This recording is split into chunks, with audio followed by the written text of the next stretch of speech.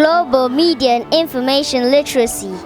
The new digital frontiers of information, media and information literacy for public interest information emphasizes the importance of preparing citizens to navigate an increasingly complex digital landscape where boundaries between information, media, and technology are continually expanding. This year's themes highlights three our objectives, which are developing informed and critical users, promoting ethical digital engagements, supporting public interest and information. My name is Jeffrey Obanua from Excel Universal School.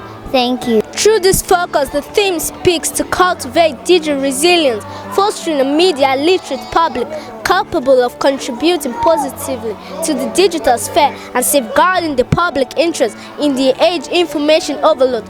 My name is Epekila Auch and I'm from Excel Universal School. Thank you. Developing informed and critical users, equipping people with the tools to critically assess sources, detect misinformation, and engage with content thoughtfully. Number 2, promoting ethical digital engagement, encouraging responsible sharing, respect for privacy, and the protection of personal data and rights online.